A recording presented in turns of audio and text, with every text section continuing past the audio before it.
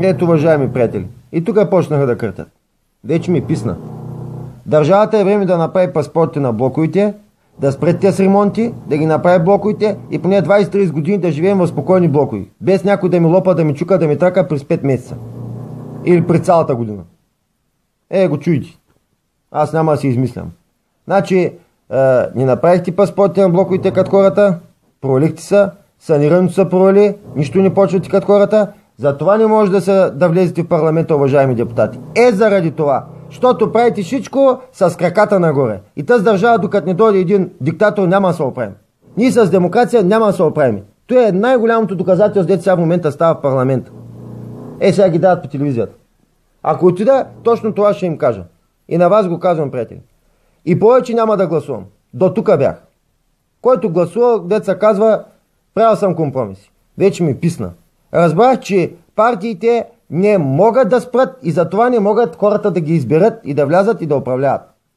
Защо паднаха това гласовете на Атака и на другите партии?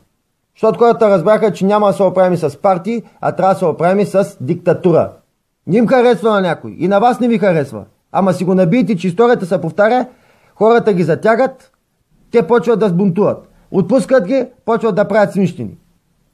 И това ще продължава докато са светува. Ами стегнете ги веднъж за винаги, като не им харесва, вече да има други закони, които да ги спират.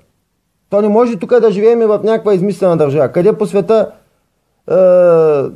продължават тия проблеми? В тия арабските страни и там деца да той. Защо? Защото няма контрол на света. Защото няма един човек, който да каже, аз съм по-велик от всички държави, аз ако не изпълнявате той, развалям всички отношения и вие няма да можете да съставате на световно правителство. Примерно. Както има Европейски съюз, както има Съединени щати, така трябва да има и световно правителство. И то да контролира дори такива процеси, като България, това дет стават тук с паспортите и другите работи, дет ги отлагат. Защото като стане едно земетресение, ухаите, що са съборили? Защото така по-устроят. Тук го направиха здраво панелите, то братче, го. Ще ви прибавя в самия клип и снимката, да видите какво правят в 119 блок. И правите пак вашите си простоти. И после казвате, че няма нужда от паспорти. Това е най-голямото доказателство. Сега спирам, обработвам клипа, качвам го в YouTube и ви пускам и снимката да видите. Защото съм качил само в Facebook. Друго да я видите в YouTube, друго да я видите само в Facebook. И трето, ако кача в групите, тогава да видите какво става.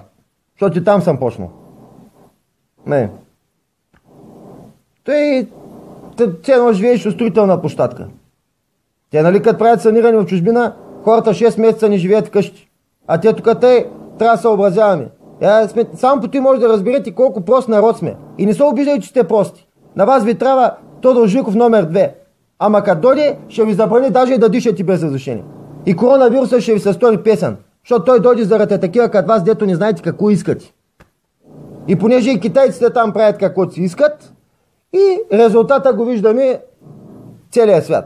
Отделно виждаме военни напрежения и всичко. Това се случва, защото човечеството трябва да се контролира на 100%. Не ви харесва. Ами ето като не се контролира какъв е ефекта. Сами си направите разликата, направите един експеримент да видите каква ще бъде разликата в двата варианта. А не да ме питате мене, що аз прикарам глупости и туилнои. И той дет ми прикара, че съм бил тралала от съседния вход, сега излез и ти се карай с твоя комшия, защото той ще продължи целия ден. Да те видя, сега ще отидеш ли? Защото така чурни някой вода от банята, ще отиди чак при тебе. И тогава ще ти дойде къла от главата и няма много да ти знае устата. Защото вие всички много приказвате, обаче аз ще направя отзад градинката както трябва. И ще направя всичко както трябва. Обаче после ще искам да слезеш и да кажеш защо си ме спирал. Какви са били причините. Защото аз мълча, но като кажа всичката истина, вие всички се изпокривате като зайци. Този път аз няма да се крия. Да видим, вие ще се покажете ли. Като че сме честни в отношенията, сме честни до край. Не обичам скрито покрито, защото ми писна вече от тая работа.